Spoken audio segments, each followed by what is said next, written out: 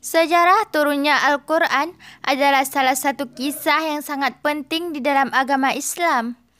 Al-Quran merupakan kitab suci yang diwahyukan Allah Subhanahu wa taala kepada Nabi Muhammad sallallahu alaihi wasallam yang melalui perantara malaikat Jibril. Bagi pemeluk agama Islam, Al-Quran merupakan kitab suci yang dijadikan sebagai pedoman hidup. Al-Quran berisi ajaran yang memberikan pedoman tentang segala aspek kehidupan, mulai dari hubungan manusia dengan Allah Subhanahu wa taala, hubungan manusia dengan sesama manusia, dan hubungan manusia dengan lingkungan di sekitarnya. Nah, dalam artikel ini, kita akan mempelajari sejarah diturunkannya Al-Quran. Untuk kamu yang ingin tahu bagaimana sejarahnya, mari simak penjelasannya di bawah ini sampai selesai. Sejarah turunnya Al-Quran. Allah Subhanahu wa taala menurunkan Al-Quran kepada Nabi Muhammad sallallahu alaihi wasallam untuk membimbing umat manusia. Turunnya Al-Quran merupakan peristiwa besar yang sekaligus menyatakan kedudukannya bagi penghuni langit dan bumi. Dilansir dari buku Pengantar Studi Ilmu Al-Quran oleh Syekh Manna Al-Qathan, turunnya Al-Quran merupakan pemberitahuan kepada alam samawi yang dihuni malaikat tentang kemuliaan umat Nabi Muhammad. Umat ini telah dimuliakan oleh Allah dengan risalah barunya agar menjadi umat paling baik di antara manusia. Peristiwa turunnya Al-Quran kepada Nabi Muhammad SAW dikenal dengan istilah Nuzulul Quran. Nuzulul Quran merupakan peringatan turunnya Al-Quran pertama kali dari Lauhul Mahfud pada malam Lailatul Qadar di bulan Ramadan. Secara bahasa, Nuzulul memiliki arti sebagai menurunkan sesuatu dari tempat yang tinggi ke tempat yang rendah, dan Al-Quran yang berarti kitab suci bagi umat Islam. Maka, Nuzulul Quran bisa didefinisikan sebagai peristiwa turunnya Al-Quran dari tempat yang tinggi ke muka bumi. Ayat Al-Quran yang pertama kali turun adalah surat Al-Alaq ayat 1-5. Al-Quran pertama kali turun untuk Nabi Muhammad, yaitu di Gua Hira pada tanggal 17 Ramadan tahun 610 sehingga tanggal 17 Ramadan diperingati sebagai Nuzulul Quran hingga saat ini. Turunnya ayat ini sekaligus menjadi awal dari kenabian Nabi Muhammad SAW. Turunnya Al-Quran juga menjadi awal perjuangan untuk menyebarkan ajaran agama Islam. Al-Quran diturunkan secara lengkap ke langit dunia. Al-Quran diturunkan oleh Allah Subhanahu wa taala pada malam Lailatul Qadar dari Lauh Mahfud ke langit dunia.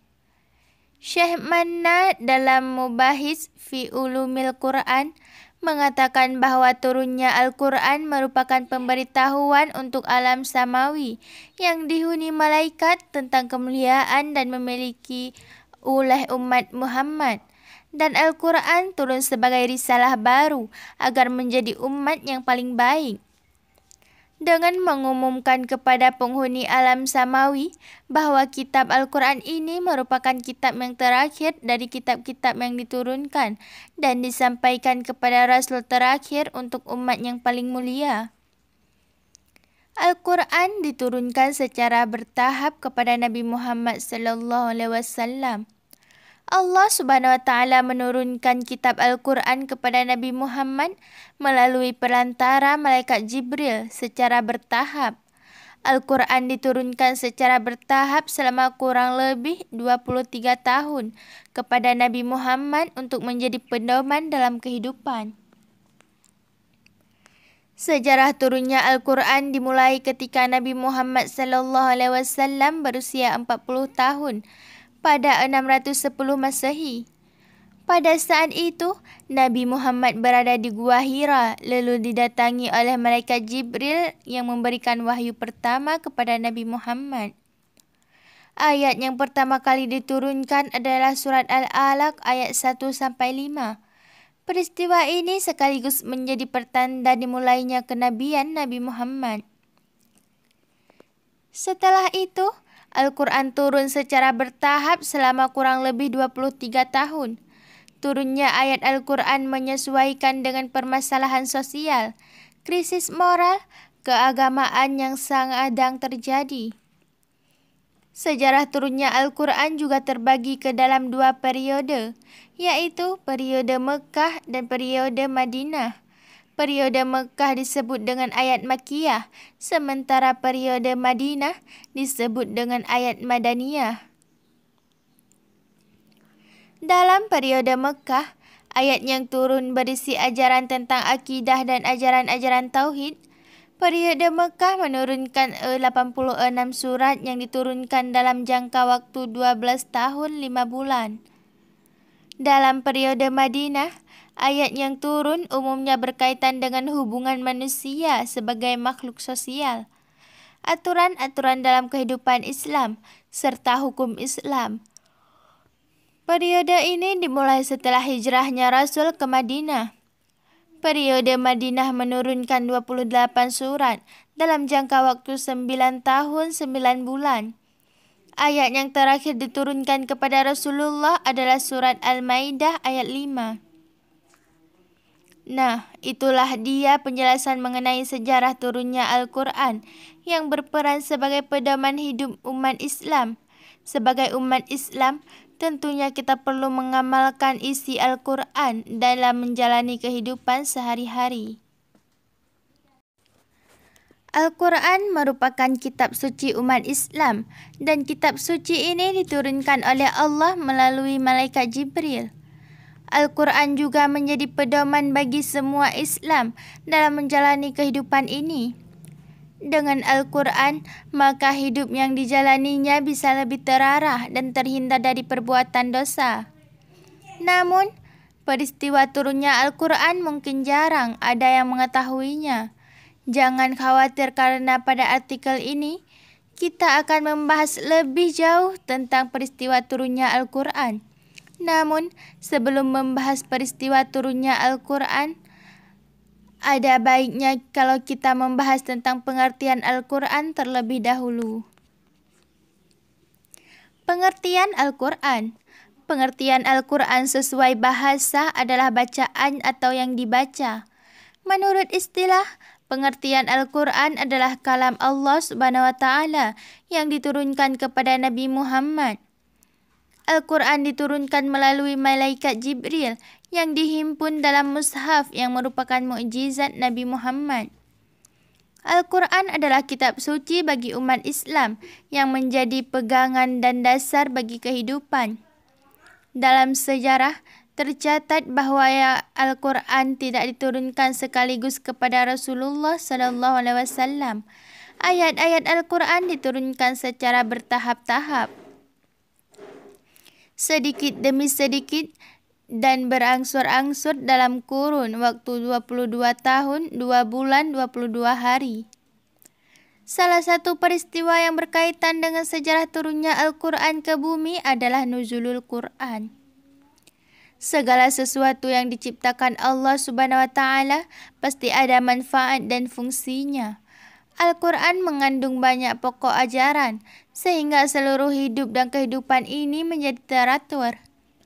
Segala sesuatu yang diciptakan Allah Subhanahu wa Ta'ala pasti ada manfaatnya. Al-Quran mengandung banyak pokok ajaran, sehingga seluruh hidup dan kehidupan ini menjadi teratur. Oleh karena itu, di dalam Al-Quran terdapat ayat-ayat yang menjelaskan tentang fungsi Al-Quran, seperti dikutip dari buku Al-Quran dan hadis karya Muhaimin, yaitu: pertama, sebagai petunjuk bagi manusia.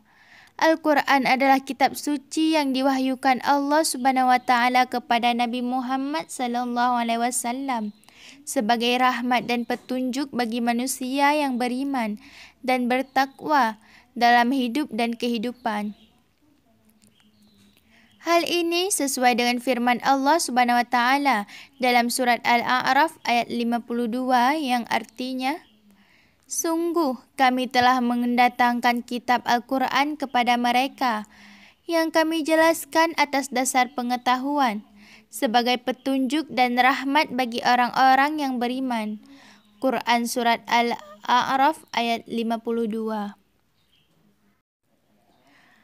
Hal ini dapat terlihat bagi siapa saja manusia yang mengikuti petunjuk Al-Quran akan mendapatkan kemuliaan, kejayaan, keselamatan, dan kebahagiaan baik di dunia maupun di akhirat.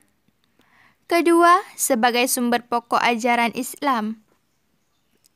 Sumber pokok ajaran Islam adalah Al-Quran, sebab dari Al-Quranlah diambil dari segala pokok syariat dan dalil-dalil syar'i yang mencakup seluruh aspek hukum bagi manusia dalam menjalani hidup di dunia atau akhirat. Hal ini sesuai dengan firman Allah Subhanahu wa taala surat An-Nisa ayat 105 yang artinya, sungguh kami telah menurunkan kitab Al-Quran kepadamu Muhammad, membawa kebenaran, agar engkau mengadili antara manusia dengan apa yang telah diajarkan Allah kepadamu. Dan janganlah engkau menjadi penentang atau orang yang tidak bersalah, karena membela orang yang berkhianat. Ketiga, sebagai pengajaran bagi manusia. Al-Quran adalah pengajaran bagi manusia. Oleh karena itu, manusia mengetahui jalan yang hak dan yang batil, antara yang benar dan yang sesat lainnya.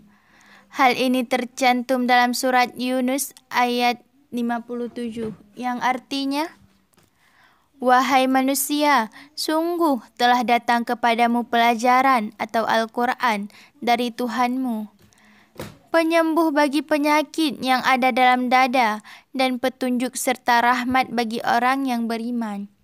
Quran surat Yunus ayat 57. Dengan fungsi Al-Quran itulah Al-Quran memiliki peran yang sangat penting dalam menjalani hidup. Tujuannya agar hidup berjalan kebenaran dan keselamatan di dunia dan akhirat. Keutamaan nuzulul Quran. Berikut ini adalah keutamaan malam nuzulul Quran. Peristiwa turunnya Al-Quran ke bumi pada 17 Ramadan, yaitu: pertama, lebih baik dari 1000 bulan. Disebut oleh lebih baik dari 1000 bulan memiliki makna bahawa amalan dan ibadah yang dilakukan dalam malam nuzulul Quran lebih baik dari amalan yang dilakukan selama 1000 bulan.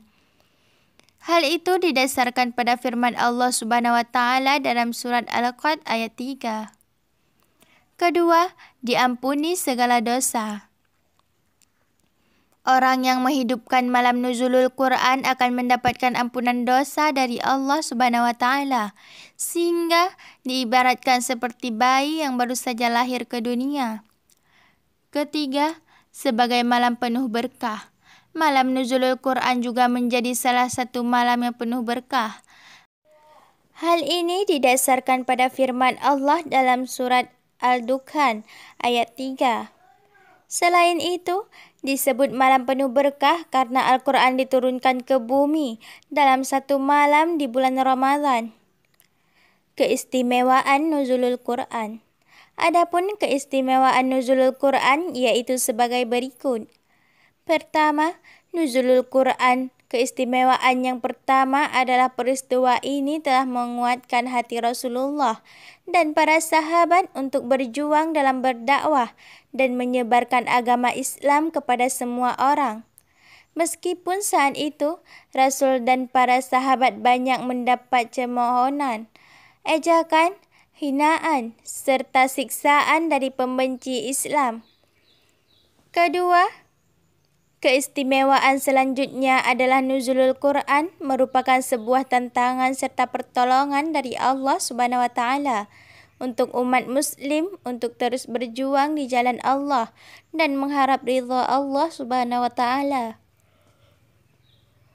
Ketiga, Nuzulul Quran juga memiliki keistimewaan, di mana ia merupakan peristiwa turunnya wahyu Allah yang berupa Al-Quran, sebagai pedoman hidup dan jawaban atas segala pertanyaan manusia mengenai berbagai hal mulai dari fikih, hukum, hingga hal lain yang sangat penting.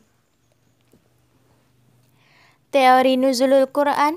Istilah Nuzulul Quran ini biasa diperingati pada malam tanggal 17 Ramadan, sebagai malam di antara pertama kali Al-Quran diturunkan kepada Rasulullah Sallallahu Alaihi Wasallam di Gua Hira melalui perantara malaikat Jibril. Ada sejumlah teori bagaimana tahapan Al-Quran diturunkan hingga menjadi utuh. Berikut teori tentang Nuzulul Quran. 1. Teori pertama. Pada malam Lailatul Qadar, Al-Quran dalam jumlah yang bentuk yang utuh dan komplit diturunkan ke langit dunia. Setelah itu, dari langit dunia, Al-Quran diturunkan ke bumi secara bertahap sesuai kebutuhan selama 20, 23, 25 tahun.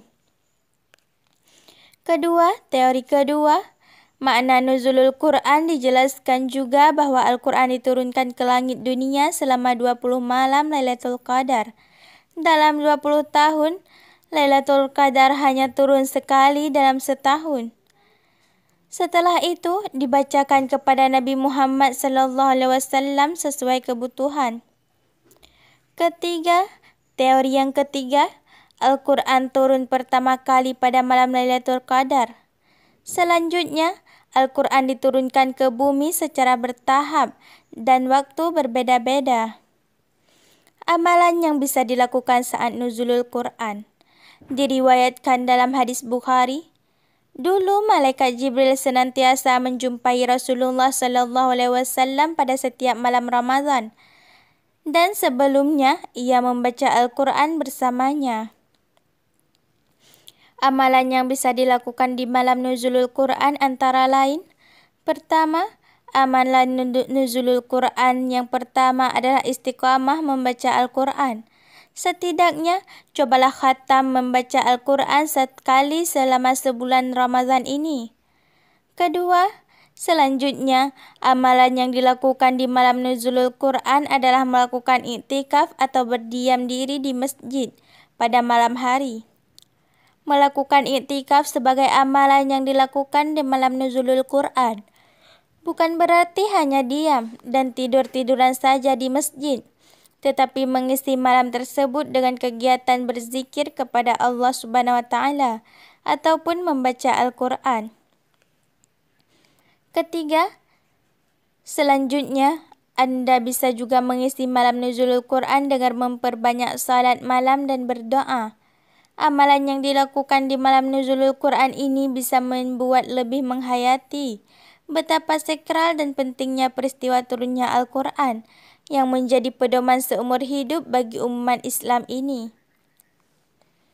Sejarah turunnya Al-Quran. Pertama, Al-Quran diturunkan secara lengkap di malam Lailatul Qadar, jauh dari Lauhul Mahfuz ke langit. Al-Quran diturunkan secara lengkap di malam Lailatul Qadar dari Lauh Mahfuz ke langit dunia. Al-Quran diturunkan kepada Nabi Muhammad secara bertahap atau berangsur-angsur. Turunnya Al-Quran dibagi menjadi kedua periode, yaitu periode Mekah dan periode Madinah.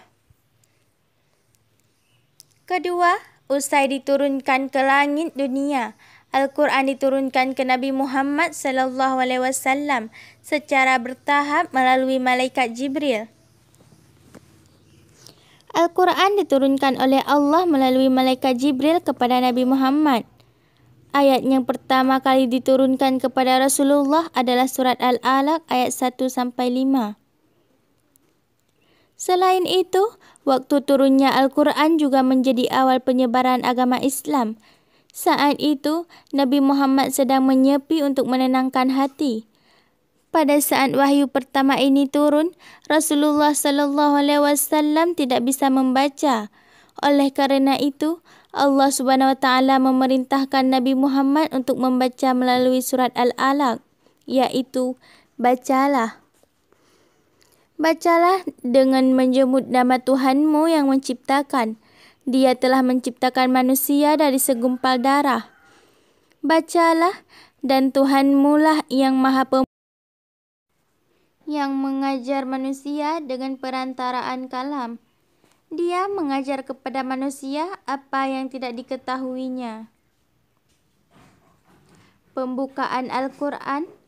Ketika wahyu pertama kali diturunkan Rasulullah SAW yang tidak bisa membaca dan menulis, membacakannya kepada para sahabat. Oleh karena itu, saat pertama kali Al-Quran diturunkan, tidak langsung dibentuk kitab seperti sekarang ini. Setelah dibacakan Nabi Muhammad SAW, ayat Al-Quran ada yang dihafalkan, ada yang langsung ditulis. Semoga kisah ini bermanfaat bagi kita semua.